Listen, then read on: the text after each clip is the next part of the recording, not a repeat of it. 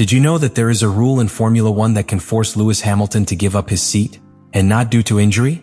Because that is exactly what will happen at the 2025 Mexican GP. But the most shocking thing is not that they replace him with a rookie, but rather who that driver is and why Ferrari chose him at this exact moment in the championship. Mexico, October 26, 2025. The news begins to stir in the hallways of the paddock of the Autódromo Hermanos Rodríguez, when the teams prepare to start the activity on the track. The rumors, at first vague, are confirmed with an official statement from Ferrari. Lewis Hamilton will not participate in the first free practice session of the Mexican Grand Prix. The announcement, although brief, has profound implications. It is not an injury, nor a technical problem, nor a sanction. The reason is purely regulatory. A rule little known to many fans, but one that Formula One teams must manage with surgical precision throughout the season. The obligation to give up the seat to drivers considered rookies in at least 2 FP1 sessions per car throughout the year. This regulation imposed by the FIA is not new. Its objective is to promote the experience of young talents or drivers with little participation in Grand Prix. And although it may seem like a formality, the decision of when and how to fulfill it can completely alter the technical preparation of a race weekend. It is a rule with strategic implications much more complex than it appears. Charles Leclerc, Hamilton's teammate at Ferrari, had already met this requirement. He gave up his seat to Dino Beganovic in Bahrain and Austria, 2 circuits where the team was able to plan with margin and under predictable conditions. But in the case of Hamilton, Ferrari let the first dates pass. He put off the decision until the schedule tightened, and the urgency began to build pressure.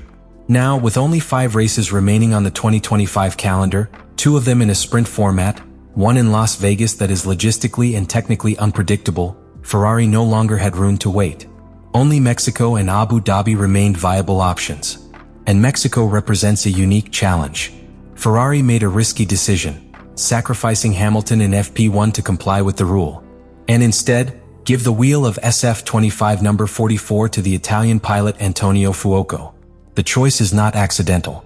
It's a combination of regulatory pragmatism, calendar planning, and something else, a calculated opportunity to test the team's most important simulator driver in real conditions. But the immediate impact cannot be ignored. Hamilton will miss his only opportunity for initial adaptation on a critical circuit. While his rivals lap, he will watch from the pit, trusting that the data collected by another driver, one with a completely different style, will be enough to configure the car to his liking when he takes the wheel again in FP2. For a methodical driver like Hamilton, who is still adapting to the SF25 after a life at Mercedes, this represents a very real mental and technical challenge. And at the same time, the paddock is asking, why now? Why Fuoco? And what does this decision say about Ferrari's real priorities in the final stretch of the championship? Questions that begin to take shape. Because what seems like a simple replacement for a practice session can hide a more ambitious strategy and a much deeper story. Born on May 20, 1996 in Cariati, a small town in the Calabria region, southern Italy, Antonio Fuoco was for a time one of the brightest promises of Italian motorsport. His story does not begin on a Formula One track or in a Ferrari simulator, but on the karting circuits, where from the age of 4 he showed technical aggressiveness and an innate talent for reading the layout. Fuoco's path to the elite was quick. In 2012 he became one of the most talked about names in European karting after reaching the podium in multiple international championships. And a year later he made the jump to single-seaters. His debut in Formula Renault 2.0 Alps in 2013 was immediate and impressive. 4 victories, one of them in Monza, and the championship in his pocket. This result was enough for the Ferrari Driver Academy to set its sights on him. And so began a relationship with the Scuderia that, although out of the media spotlight, has lasted more than a decade. In 2014 he competed in European Formula 3 with Prema, the same team that years later would help launch the careers of Leclerc, Russell, and Piastri. There he achieved multiple podiums and victories, cementing his reputation as a technical, aggressive but calculating driver. In 2015 he arrived in GP3, and in 2017 in Formula 2, sharing a team with Charles Leclerc and Prema. While Leclerc conquered the championship with authority, Fuoco remained in the shadows, accumulating experience but without making that definitive leap onto the F1 radar. And this is where his story takes an unexpected turn. Because unlike many other talents who, after not getting a seat in the premier class, disappear from the radar, Fuoco found a space in the technical heart of Ferrari, the simulator. Since 2019, Antonio Fuoco became a central piece of Ferrari's single-seater development. Not only did he drive virtual kilometers in Maranello, but he helped create the technical framework upon which the configurations that Charles Leclerc and Lewis Hamilton then take to the track are fine-tuned. His work is not media. There are no trophies, no podium interviews, no celebrations. But its influence extends to every kilometer traveled by the SF25. Every time Leclerc complains about the behavior of the rear axle, or Hamilton suggests a modification to the engine mapping, there is a team led by engineers, and by Fuoco validating those sensations in the simulator. During the early mornings before a race, he is the one who runs virtual runs of 5, 10, 15 laps, experimenting with aerodynamic packages, suspension solutions, differential adjustments. His knowledge is not from books or abstract data, it is a mix of track experience, mathematical precision, and pilot sensitivity. And now, after years in the shadows, Ferrari launches it onto the Formula One stage in an official Grand Prix session. It is not a private test. It is not an exhibition. It is FP1 of the 2025 Mexican Grand Prix. And he does it at the wheel of car number 44, Lewis Hamilton's car.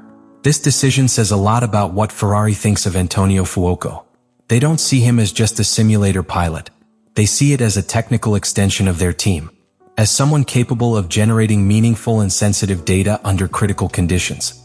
They see it as the bridge between the virtual laboratory of Maranello and the harsh reality of the Mexican asphalt.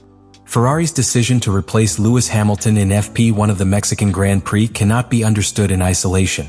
It is not just a matter of regulations.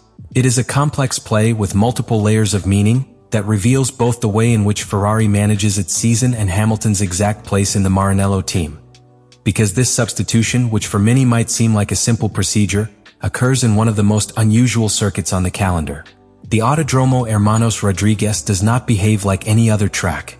Its very high altitude, more than 2,200 meters above sea level, drastically alters the aerodynamic performance of cars. The air is less dense. Cooling the brake and engine systems becomes an urgent problem. The aerodynamic load is reduced between 25 and 30% compared to a circuit at sea level. And yet, the long straights require maintaining top speed levels similar to Monza. In this context, the work that a driver does in FP1 is not just exploration. It is essential to lay the foundation for the overall setup of the car for the rest of the weekend. And that is the big loss for Hamilton. The British driver will not be able to adapt his style or confidence to the car in real conditions until FP2. What would normally be a simple contact session here becomes a critical source of information. Adjusting the engine map, calibrating the energy recovery system, understanding how the brakes react to extreme temperatures, and collecting tire consumption data in such a radical atmospheric environment are tasks that are carried out in FP1 with the intention of saving time in FP2 and FP3. It's like losing the first half of a long-distance race. The margin of error is considerably reduced. But this is where the other side of the coin comes into play: Antonio Fuoco's technical profile as a Ferrari simulator driver.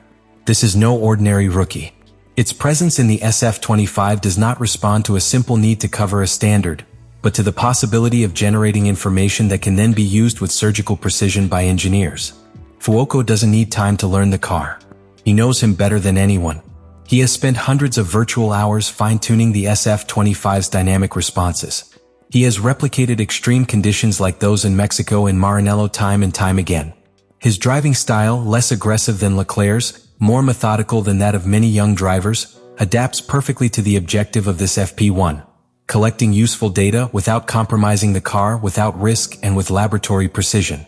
From the point of view of technical correlation, what happens during this FP1 will allow Ferrari to cross-reference real data with that of the simulator. It is an opportunity to validate or correct prediction models that will then serve not only for the rest of the weekend, but also for the future development of the car. In that sense, Fuoco doesn't just replace Hamilton, it complements him. Because the work he does in this session will make the Briton's job easier when he returns to the wheel in FP2. FP1 in Mexico was an opportunity to continue refining that relationship. Now he will have to do it under pressure, with less time, and with the need to trust data that was not generated by him. In a sport where confidence with the car makes the difference between tenths and podiums, this situation can be decisive. And then there is the strategic aspect. Ferrari has one eye on 2025, but also another on 2026. The upcoming regulatory change forces teams to think beyond the short term. Using sessions like this to validate simulation tools, data correlation, and development pilot behavior is a hidden investment in the future.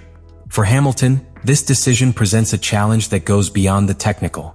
It is the opportunity to show that his adaptation to Ferrari is not superficial, that you can react intelligently, that you can trust your team, and that you are ready to take on the challenge even when conditions are not ideal. Let me know in the comments what you think about all this.